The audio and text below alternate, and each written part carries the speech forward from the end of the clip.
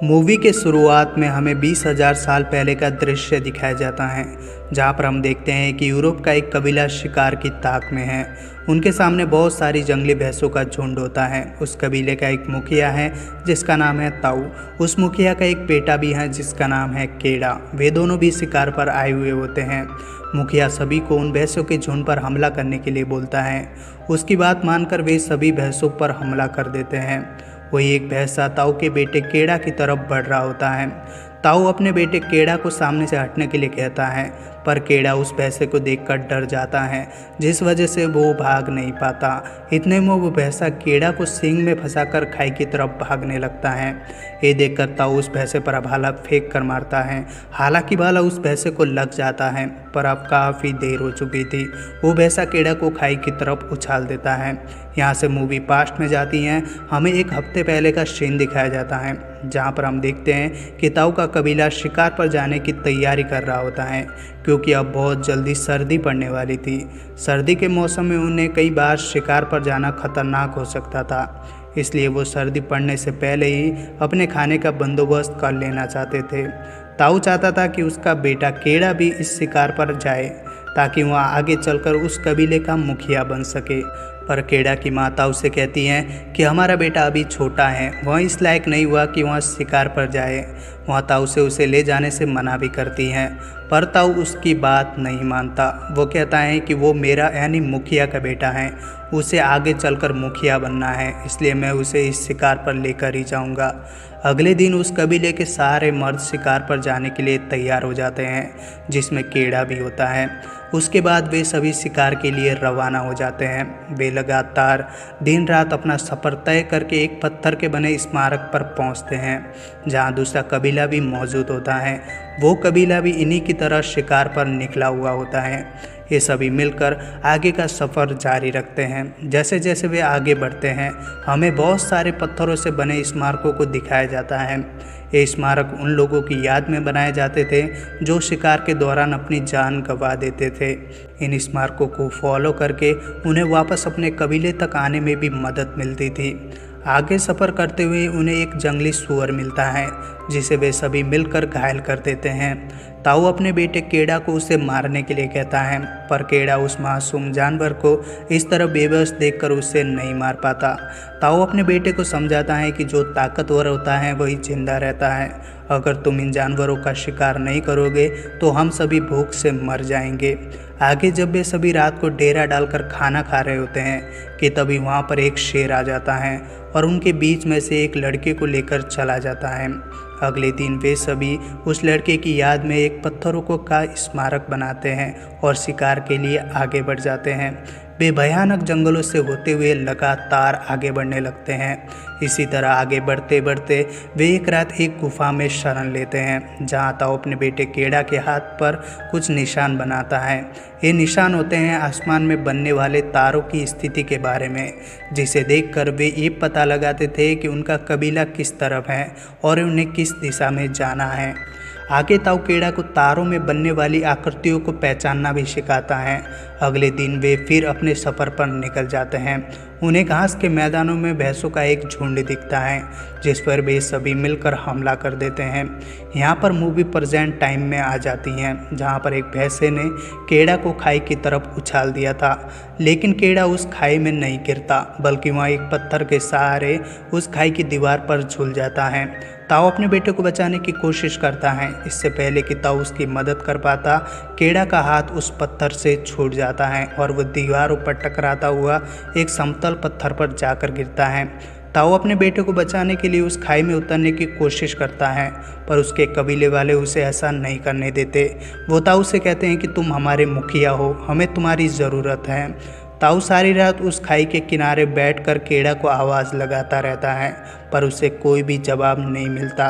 तो सारे कबीले वाले को लगता है कि केड़ा अब मर चुका है, इसलिए वे उसकी याद में वहाँ पर एक स्मारक बनाते हैं और अपने मरे हुए शिकार को लेकर अपने कबीले की तरफ लौट जाते हैं।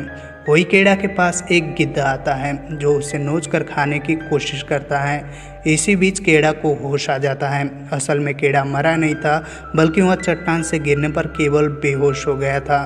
केड़ा अपने पिता को कई आवाज़ लगाता है, लेकिन उसकी बात सुनने वाला कोई नहीं था क्योंकि वे सभी लोग वापस कबीले में आ गए थे। केड़ा उस चट्टान से निकलने की कोशिश करता है, पर उसका एक पैर बहुत ज़्यादा जख्मी हो गया था, इसलिए उसे तकलीफ हो रही थी। फिर भी वह चट्टान से निकलने की कोशिश करता है। इसी बीच उसका पैर फिसल जाता है और केड़ा एक बार फिर चट्टान से लटक जाता है। इतने में वहाँ पर बारिश भी शुरू हो जाती है और देखते ही देखते पूरी खाई पानी से भर जाती है और केड़ा का हाथ भी चट्टान से छूट जाता है, पर पानी की वजह से उसे चोट नहीं लगती और केड़ा पूरी तरह सही सलामत चट्टान पर पहुंच जाता है और अपने टूटे हुए पैर पर एक लकड़ी बांध देता है ताकि उसे चलने में आसानी हो। आगे वो वहाँ पर एक स्मारक देखता है जिस पर उसका नाम लिखा गया था। ये देखकर केड़ा समझ जाता है कि उसके कबीले वालों ने ये मान लिया था कि केड़ा मर चुका है। ये देखकर उसका दिल बैठ जाता है। केड़ा वहाँ पर कीड़े खाकर अपनी भूख मिटाने की कोशिश कर रहा होता है कि तभी वहाँ पर कुछ भेड़िए आ जाते हैं। भेड़ियों के डर से केड़ा पेड़ पर चढ़ जाता है। एक भेड़िया उसका पैर भी पकड़ लेता है, पर केड़ा किसी तरह पेड़ पर चढ़ने पर सफल हो जाता है और उसी पेड़ पर रात गुजारता है। वही भेड़िए भी रात पर उसके नीचे उतरने का इंतज़ार कर रहे थे। अगले दिन जब केड़ा की आंख खुलती है तो वह देखता है कि बाकी सारे भेड़िए जा चुके हैं। वहाँ पर एक ही भेड़िया है जो घायल है। पहले तो केड़ा उसे मारने की कोशिश करता है, पर उस घायल भेड़िए को देखकर केड़ा को उस पर दया आ जाती है। वह उसे मार नहीं पाता।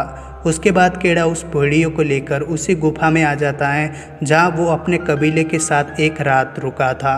वहाँ पर वो भेड़िए के जख्म को साफ करता है और अगले दिन बाहर जाकर अपने टूटे पैर के लिए कुछ जड़ी बूटी इकट्ठा करता है। जब वो आकर पानी पी रहा होता है तो भेड़िया भी अपना मुंह खोल लेता है। केड़ा समझ जाता है कि उस भेड़िए को भी प्यास लगी है, इसलिए वह उसे पानी पिलाने के लिए आगे बढ़ता है।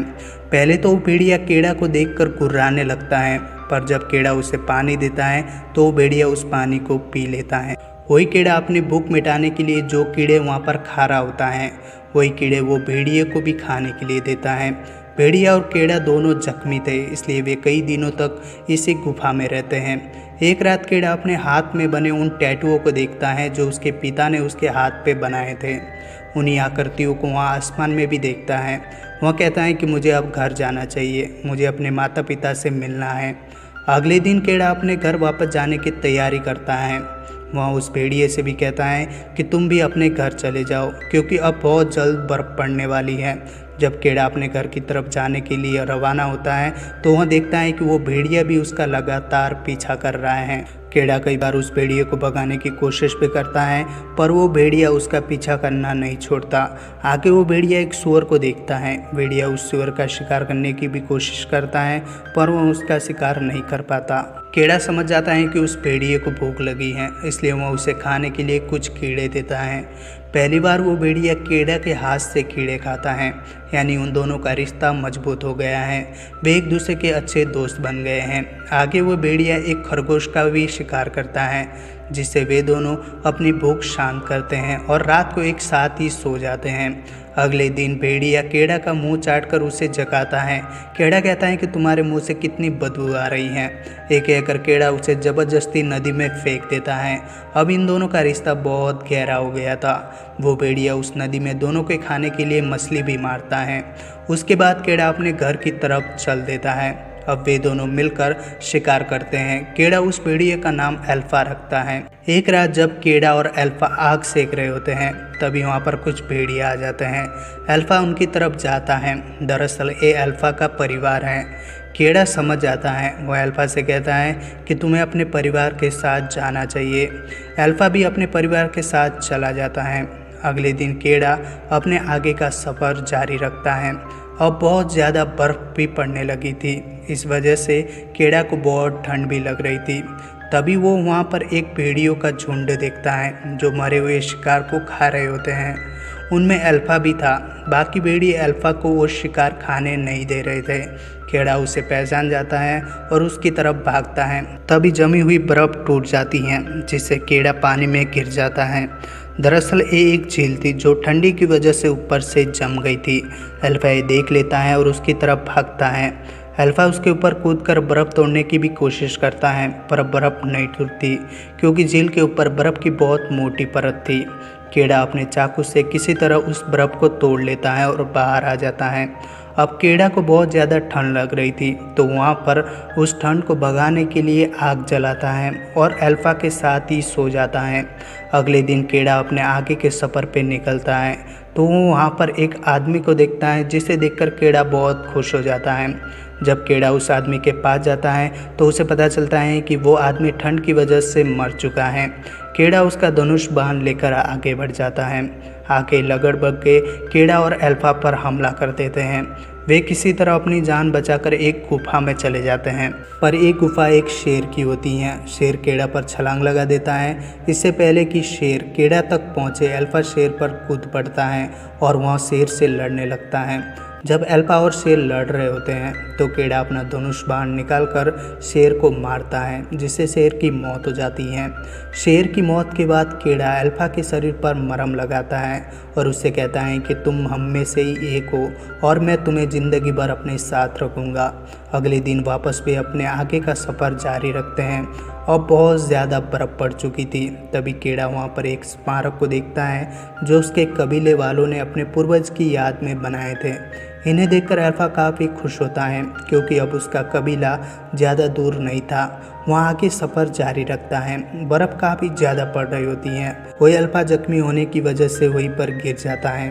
केड़ा उसे अपने हाथों में उठा लेता है और कुछ दूर चलने के बाद वो भी नीचे गिर जाता है, क्योंकि ठंड और भूख की वजह से उसमें ताकत नहीं बची थी।